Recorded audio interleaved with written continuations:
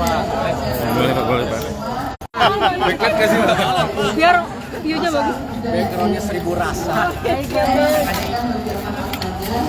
Nitip boleh nggak Pak? Bagus Nitip Pak, boleh. bagus aman. Oh, Mbak, izin Mbak, ya, Pak. kualitas pemberitaan Gimana harus udah makin Mbak? bagus. Mbak nitip Pak. Gimana masalah acara ini? Ya, saya rasa ini acara yang sangat bagus ya, di mana isu lingkungan hidup, sampah, isu juga energi terbarukan, itu semua memang harus menjadi komitmen daripada pemerintah dan masyarakat. Tentu dari pemerintah ya harus membuat policy-policy atau peraturan yang bisa mengintervensi percepatan ini. Dari masyarakat tentu kita harapkan masyarakat juga berubah cara hidup. Tadi saya sampaikan misalnya, kalau kita mengeluh mengenai tentu udara Jakarta yang sangat terpolusi, tapi kayaknya problem di seluruh kota besar juga terjadi hal itu. Nah, kita jangan hanya bicara, tapi bisa nggak secara individu kita memberikan contoh yang baik. Misalnya, yang pakai mobil, motor berubah jadi listrik. Kan kemarin juga ada program motor lama dikonversi jadi listrik, jadi bukan motor baru saja, mobil pun mungkin bisa. Tapi kalau yang senang mobil pakai suara grung, mungkin dirubah pakai biodiesel. Nah, ini semua akhirnya ada kesinambungan. Pemerintah juga mengintervensi dengan kebijakan, tapi masyarakat mengaku. Dan ingat loh, kalaupun kita melakukan itu, ya, itu tidak menjamin yang namanya import BBM tertekan. Karena 50% mobil listrik menekan impor BBM, tapi di sisi lain petrochemical industri kita tetap memerlukan BBM untuk baju, untuk botol plastik, untuk obat-obatan. Artinya apa? Ini benar sesuatu yang harus dijalankan secara bersama. Makanya biodiesel pun menjadi solusi mengurangi dan mempercepat. Nah, inilah namanya kesinambungan bersama antara program pemerintah dan program rakyat untuk udara yang kotor. Sama sampah juga. Sampah itu bisa fungsinya untuk bermacam-macam, bisa buat pupuk. Tetapi kan yang memisahkan sampah harus masyarakat, yang nggak bisa pemerintah. Nah, ini harus sama-sama. Pupuk itu bisa dari sampah. Yang menarik, listrik pun bisa dari sampah. Dan yang terakhir tadi, coba dilihat yang namanya fashion pun bisa dari sampah. Yang lagi tren slow fashion karena produksinya sudah. Nah, hal-hal ini yang saya harapkan justru dengan kegiatan yang dilakukan hari ini juga kita merubah persepsi dan mencari persamaan persepsi dan kesepakatan bahwa yang namanya polusi udara, sampah dan lain-lain itu harus bersinergi antara kebijakan pemerintah dan juga masyarakat itu sendiri. Terkait tadi kan kemarin Bu Niko bilang bakal ngurusin BBM baru yang percampuran antara pertama sama mungkin bulan ini kan kira-kira kapan yang tepatnya dan Tanya Bu Niko. harga berapa tuh? Tanya Bu Niko. Ya. Tapi yang pasti itu ada beberapa belas pom bensin sudah siap di Surabaya, di Jakarta juga sudah mulai ada. Ya, ini yang kita dorong gitu supaya ada solusi bersama. Di Jakarta belum berarti Pak? Hanya Bu Niko. Yang saya tahu di Surabaya mestinya akhir bulan ini sudah ada 15. Itu kalau kisaran harganya itu berapa ya Pak? Hanya Bu Niko, saya nggak tahu. Itu kan kemarin kasusnya negatif kan selain Medan kan karena bandara itu bandara yang di dalamnya apa aja yang paling berdampak terjadi? Ya kan begini, kadang-kadang ketika saya sampaikan banyak juga pihak-pihak tertentu menciptakan persepsi BUMN ini banyak utang, BUMN ini bangkrut. Padahal saya udah sampaikan penjualan BUMN itu sekarang meningkat banyak, bahkan apa penjualannya 3.000 triliun. Mana ada perusahaan yang 3.000 triliun di Indonesia? Ya. Untungnya 250 triliun. Ya tentu sama di dunia usaha juga, ibarat kita punya perusahaan 3, nggak mungkin 3-3 yang sehat, mungkin ada 2 yang sehat, 1 yang kurang sehat, tapi ketika dikonsolidasi sehat gitu. Nah, Itu yang saya sampaikan kemarin. Contoh di Injourney. Injourney itu Sarina sehat. Taman wisata Candi sehat. Airport tuh sehat sekarang sehat. Tetapi waktu saat COVID, airport tidak sehat. Kenapa? Kan nggak boleh ditutup. Coba kalau lagi COVID, airportnya semua tutup, ya kan? Nah, akhirnya apa? Selama COVID, airport merugi. Tetapi kalau kita lihat tahun ini 2023, airport seperti Jakarta, Bali sudah mulai kembali untung. Tetapi masih ada 37 airport yang kecil-kecil itu belum, karena apa? Trafficnya ya itu belum kembali seperti dulu. Nah, artinya apa? Yang selama ini Injourney punya kekuatan ya dari airport, dari ini. Nah, itu bisa membantu perkuatan Injourney. Lalu sekarang ditanya lagi, lalu gimana Injourney yang punya kawasan seperti Nusa Dua? Bagus. Tetapi kan Injourney juga sedang membuka kawasan baru Mandalika. Ingat loh, tidak akan ada Bali seperti hari ini kalau di tahun 80-an Pak Soeharto tidak membangun Nusa Dua. Nah, Mandalika itu proyek juga sudah berapa presiden? Coba dilihat. Artinya apa? Jangan juga kita bicara tidak keberlanjutan, hanya melihat hari ini. Mandalika itu proyek lama presiden-presiden sebelumnya. Lihat ada jalannya, ada airportnya, ya kan? Airport dibangun tahun berapa? Jalan besar zaman siapa? Baru zamannya Pak Jokowi ada jalan lagi. Nah, hari ini karena ini masih pembangunan, ya, namanya infrastruktur, itu sama seperti pembangun jalan tol, perlu waktu. Bukan bikin kayak supermarket buka, hari ini ada transaksi. Kalau infrastruktur itu perlu 8 tahun.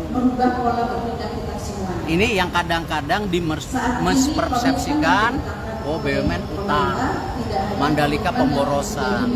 Iya, itu persepsi masyarakat tertentu. Tapi untuk di sekitarnya belum tentu sama. Ketika Nusa Dua seperti hari ini, masyarakat Bali senang. Nah, ini yang kadang-kadang stop. Ya, membangun persepsi yang membohongi rakyat tanpa fakta dan data. Kasihan. Hari ini kita perlu apa? Kebersamaan membangun negara ini. Sama tadi saya bicara sampah, bicara energi terbarukan, ya harus ada kerjasama antara masyarakat dan kebijakan pemerintah. Nah, itu yang kita sama. Izin Pak WSBK kan Katanya kan mengajak swasta ya Pak. Jadi begini, tidak mungkin juga BUMN seperti Menara Gading. Semua kerjasama antara BUMN terus.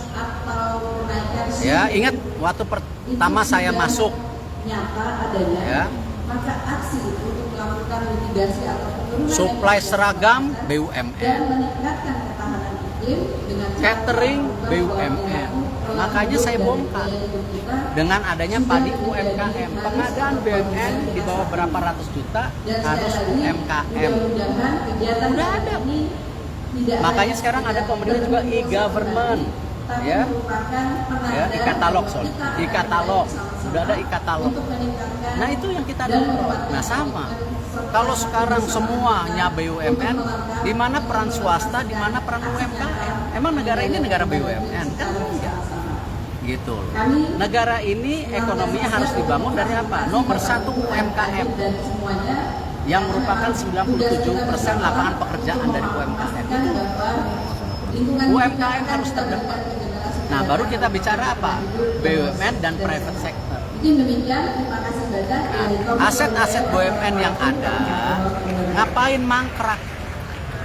Kemarin kita punya sukses story kawasan industri di Batang. Ya, kawasan industri Batang itu sekarang penuh. Kenapa? Itu asetnya BUMN, tetapi yang investasi perusahaan-perusahaan swasta, ada investasi EV battery dan lain-lain. Coba kalau BUMN lagi punya kawasan, suruh bangun lagi sendiri. Janganlah. Nah sama. Nusa Dua itu sukses story-nya apa? Berapa hotel BUMN di situ? Cuma satu, yang lainnya swasta. Nah ini sama Mandalika itu BUMN udah punya satu hotel di situ, Pullman kalau nggak salah. Terus masa Mandalika semua hotelnya BUMN mau kemana? Dia biar aja ada investasi. Toh kenapa? Supaya ada pembukaan lapangan pekerjaan di Mandalika. Ingat loh, ancaman kita terbesar itu lapangan pekerjaan. Ini jelang Indonesia versus Argentina nih Pak. Kemarin itu Udah loncat ini, oke. waktu timnas Pak, waktu timnas Argentina kemarin datang, rame di media sosial tuh ngomongin untouchable gitu Pak, tim teman-teman timnas Argentina. Itu memang permintaan dari mereka prosedur seperti itu bagaimana? Bukan, karena begini. Mereka ada trauma waktu di China kemarin. Paspor aja sampai 2-3 jam. Lalu mereka juga terlalu dekat. Ya ribuan orang bisa masuk. Ya kembali ini kan pemain-pemain kelas dunia. Jadi kita coba mulai membatasi kenyamanan. Nah itu yang kita lakukan sesuai dengan prosedur standar yang mereka inginkan. Jadi bukan kita berlebih, memang seperti itu standarnya. Ya. Yang penting kan bukan itunya. Kalau penting Argentina Indonesia main, siapa tahu rezeki anak soleh kita dapat hasil yang tidak pernah disangka-sangka, tau-taunya seri, itu kan luar biasa. Pak, balik ke Kemarin ada yang ramai tuh Pak di media sosial yang anjing dilempar sama ke kolam buaya tuh Pak. Kabarnya kan itu karyawan BUMN tuh beneran karyawan BUMN. Yang pertama itu, yang kedua apakah akan ada sanksi dan bagaimana kelanjutannya? Ya saya secara pribadi cinta binatang. Ya saya senang orang hutan, badak, dan bahkan saya pernah berlibur ke Afrika waktu itu melihat bagaimana konservasi binatang ini menjadi hal yang sangat penting gitu. Nah, saya sangat terkejut dan marah ketika perlakuan kepada binatang termasuk yang di berita dan kebanyakan ada di Indonesia ini harus kita benar-benar. Dan saya berpikir saya juga mau ikut ya kelompok pelindung binatang. Cuman bukan sebagai ketua, ya kan udah ada ketua PSSI, Menteri BUMN. Ya sebagai anggota, apakah perlindungan kepada orang hutan, apa saya mau jadi membernya karena saya peduli binatang. Dan saya melihat kejadian kemarin itu saya sudah instruksikan direksi Pertamina untuk mengambil tindakan tegas. Ya, tindakan setegas-tegasnya. Ya, karena ini ada undang-undang perlindungan binatang. Ya. Apakah kucing, apakah kelinci, apakah semua itu harus benar-benar ada perlindungan yang tepat gitu, sesuai dengan tupoksinya. Jadi saya berharap ya individu ataupun perusahaan yang saya udah cek itu bukan Pertamina, tapi kontraktor yang ada di Nunukan, saya minta ambil tindakan tegas karena ini sesuatu yang biadab. Ya, dan mohon maaf sampai ketawa-ketawa itu biadab. Ya. Kita berharap hal ini harus ditindak tegas. Saya udah minta direksi. Pak. Ya izin Pak buat WSBK itu bakal jadi dihapus Pak atau bagaimana dari mana? Ini balik lagi. Iya balik lagi Pak. Gini, tentu kan kita harus terus melakukan efisiensi. Ya.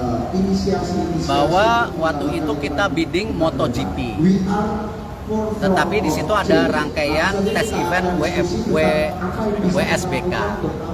Saya rasa hal yang lumrah. Tetapi kan kita boleh dong negosiasi karena ini sudah tahun kedua, ketiga, ya tes eventnya nggak perlu ada lagi, MotoGP-nya aja, dan itu kan lumayan jadi penghematan, ya. Ya berarti setuju ya Pak, nggak apa-apa kalau misalnya dihapus. Ya enggak, kita nego dulu kan belum tentu diterima. Emangnya sampai mana negosiasi? Belum tahu. Ya, masa WSBK